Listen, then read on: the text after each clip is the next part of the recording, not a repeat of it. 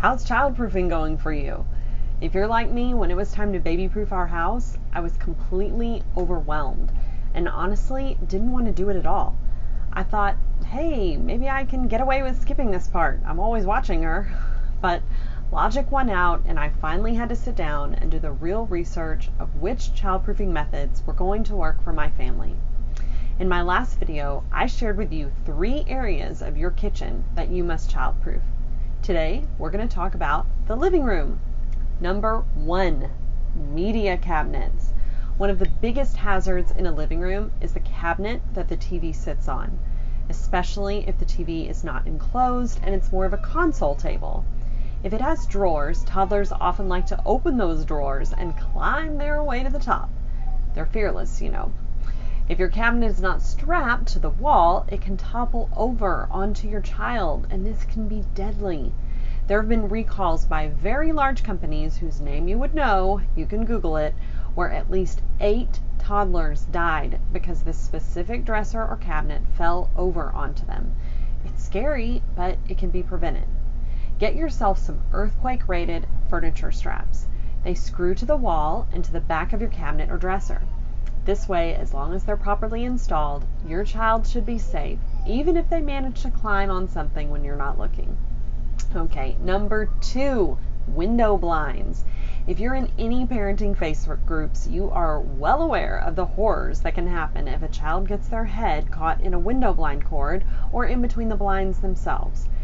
It's hard to imagine, but there are plenty of videos circulating the internet showing this happen via a nanny cam, and these children were rescued and survived, thankfully. Most window blind cords are looping. That means there are multiple cords all tied with the same knob or tassel, so it's easy for a child to get tangled up in them. But if you snip the loop part just above the knob or tassel, you'll essentially have multiple cords that you can attach separate knobs to, and you will greatly reduce the problem. It's a little bit more cumbersome to operate, but it's definitely more child-friendly. If you have a continuous cord loop, you can purchase a tie-down that attaches the bottom of the cords to the wall. You insert your cord or chain into the tie-down device so it's no longer a danger. Another option is to upgrade to cordless shades. Definitely more expensive, but also much safer than having cords. Number 3, your front door. If your house has the front door near the living room, you should listen up, because today I'm going to share with you my favorite way to childproof an interior or exterior door. It's called the GlideLok top of door childproofing system. This will work to childproof a doorknob or a door handle or lever because it sits at the top of your door. So you can reach it, but your kids can't. Now, because you're able to easily reach it, they didn't have to make it tough to operate like most child safety locks for doors. You simply install a peg and screw, which come in the package, into the top of your door frame and place the GlideLok on top of your door. Slide across to lock and across to unlock. Easy. Because of how the GlideLok is made, it also operates from both sides of the door.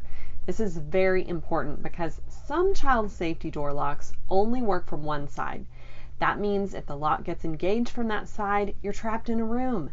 And this happens more than you want to know. The GlideLok childproof door lock is made of a durable metal, not flimsy plastic, so even your strong toddler will not bust right through it. And if your child is like mine, eventually they realize when the GlideLok is engaged, the door is locked, and they look to you for help to open the door anyway. I love the GlideLok childproof door lock so much that Millo Market, my company, became its official online distributor. If it sounds like the GlideLok may be the right fit to childproof your doors, then I'd love for you to visit us at GlideLok.com. That's GlideLok.com. And I'll see you there.